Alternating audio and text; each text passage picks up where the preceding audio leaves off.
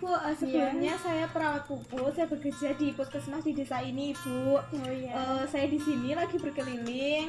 Saya ingin memberikan edukasi atau pendidikan kesehatan mengenai seks Ibu terhadap remaja di desa ini. Sebelumnya ini dengan Ibu siapa? Ibu Sarah. Oh iya, Ibu Sarah. Sekiranya Ibu memiliki anak yang berusia 12 sampai 21 tahun atau tidak ya, Ibu ya? Iya, ada anak saya perempuan usia 17 tahun. Oh begitu, Ibu. Bolehkah saya memberikan edukasi pendidikan kesehatan mengenai seks Ibu terhadap Iya, anak Ibu? Boleh. Sekiranya ada di rumah atau tidak ya, Ibu ya? Ada sus. Sebentar ya, saya panggilin dulu. Oh iya, Ibu, terima kasih. Iya. Saya tunggu. Ini sus anak saya. Oh iya, terima kasih ya Ibu Sarah. Iya. Ya, saya sudah diizinkan untuk menyita waktu anaknya sebentar, Ibu. Iya. Perkenalkan, Mbak perawat puput, Mbak bekerja di puskesmas di desa ini. Sebelumnya adik nama panjangnya siapa? Rizky Nur Haryanti. Gina Harati ya. Iya. Kemudian untuk umurnya berapa, adik? 17 tahun. Nah, jadi adik Rizky, Mbak di sini akan melakukan pendidikan kesehatan mengenai edukasi seks Iya. atau edukasi seksualitas agar nantinya adik Rizky mengerti apa itu seksualitas, apalagi saat ini adik Rizky sudah memasuki usia remaja awal ya adik Rizky ya. Iya. Agar nantinya saat adik Rizky mengalami perubahan fisik, adik Rizky mampu mengerti dan tentunya menjaga kehormatan juga, apalagi adik Rizky seorang perempuan ya. Kemudian nanti Mbak nggak akan tanya yang aneh-aneh yang membuat adik Rizky bingung, dan Mbak cuma membutuhkan waktu sekitar 10-15 menit. Apakah adik Rizky mau? Iya sus, mau. Kalau begitu langsung saja ya adik Rizky ya. Iya. Baik, sebelumnya adik Rizky udah tahu atau mungkin sudah pernah mendengar apa itu seksualitas dan seksual itu sendiri? Belum tahu sus. Oh, belum tahu. Kalau begitu Mbak jelaskan secara mudahnya aja ya adik ya. Seks itu lebih mengarah kepada perbedaan kelamin, yaitu tentunya ada laki-laki dan juga ada perempuan. Kemudian biasanya dibedakan itu dari fisik dan juga dari alat reproduksinya ya tentunya ya.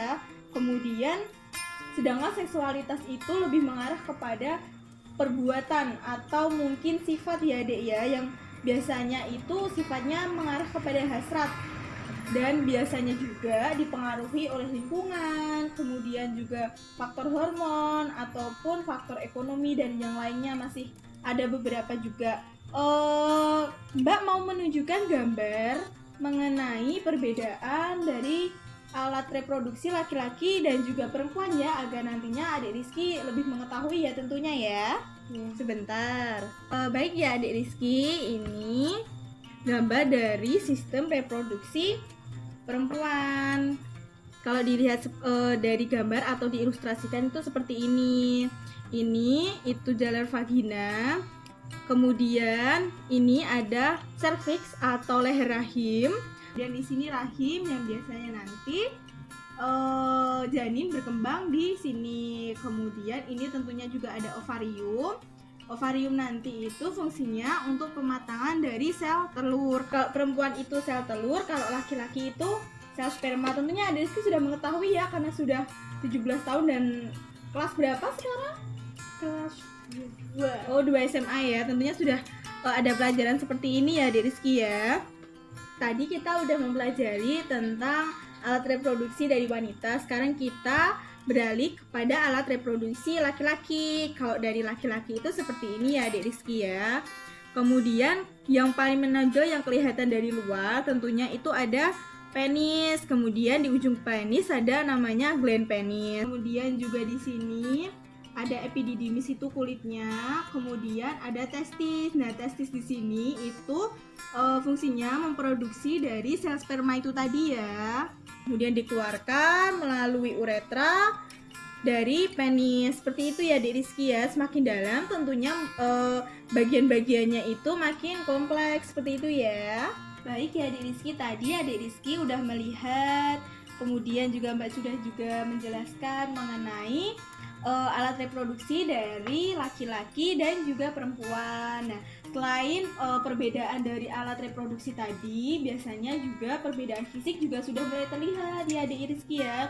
Biasanya kalau wanita itu mulai dari pembesaran di bokong, kemudian payudaranya juga semakin menumbuh, semakin membesar, kemudian suaranya juga melengking kayak gitu ya. Terus biasanya juga sudah mulai terjadi yang namanya menstruasi. Nah, sedangkan pada laki-laki itu biasanya dimulai dari mimpi basah, kemudian di sini jakunnya atau tonjolan di leher sini namanya jakun itu juga sudah mulai terlihat.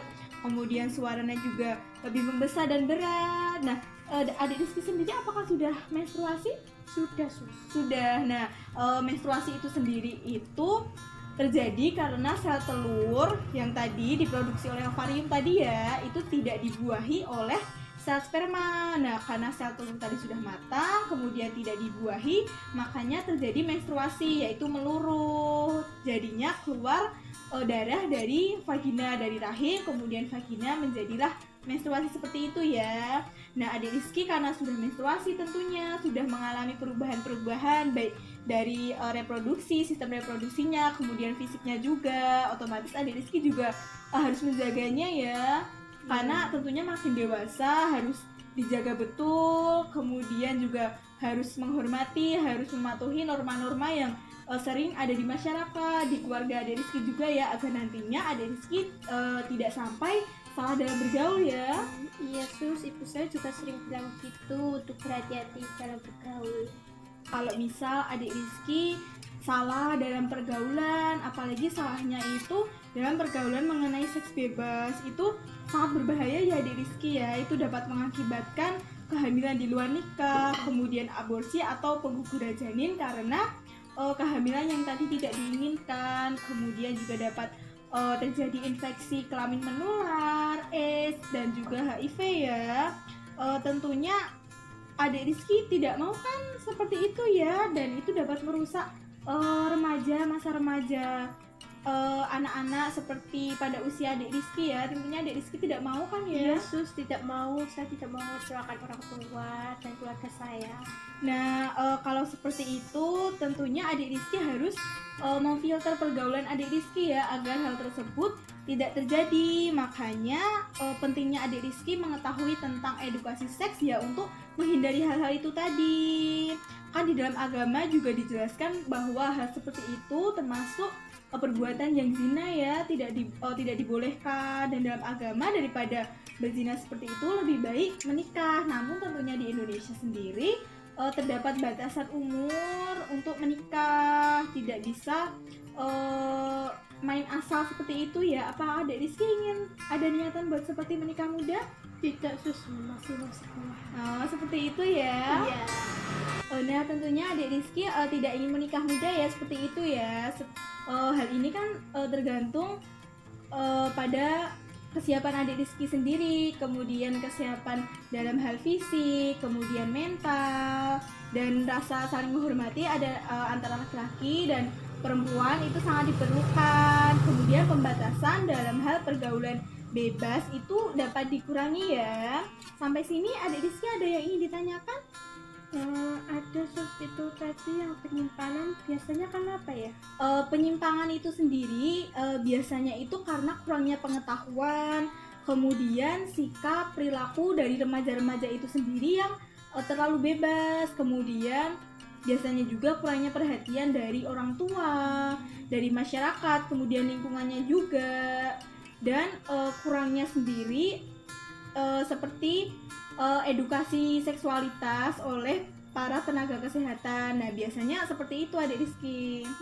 Begitu ya, Sus. Kalau cara menanggulanginya Nah, untuk cara menanggulangi sendiri agar hal-hal tersebut itu tidak sampai terjadi, pergaulan bebas itu tidak sampai terjadi, itu biasanya jangan sampai melakukan seks di luar nikah.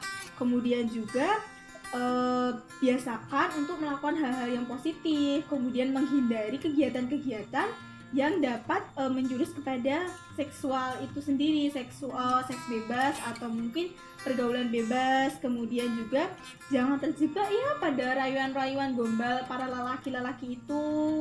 Kemudian juga dapat hindari berdua antara lawan jenis di tempat sepi, karena hal-hal seperti itu dapat memicu ya untuk terjadinya godaan-godaan seperti itu. Kemudian juga lebih kepada dekatkan diri kita kepada yang di atas, kepada Allah, seperti itu ya Dek Rizky ya. Oh iya sus, wow, terima kasih. Iya, tentunya sama-sama. Ada lagi yang mungkin ingin ditanyakan Dek Rizky? Enggak, sudah sus. Oh, kalau begitu materi dari Mbak atau penjelasan-penjelasan dari Mbak itu Mbak rasa juga sudah cukup ya. Semoga apa yang tadi Mbak jelaskan itu mampu Adik Rizky terima ya, dan kemudian juga mampu dilakukan ya Adik Rizky ya. Kalau begitu Mbak benar-benar terima kasih sekali ya Adik Rizky mau mendengarkannya, kemudian mau meluangkan waktunya ya Adik Rizky ya.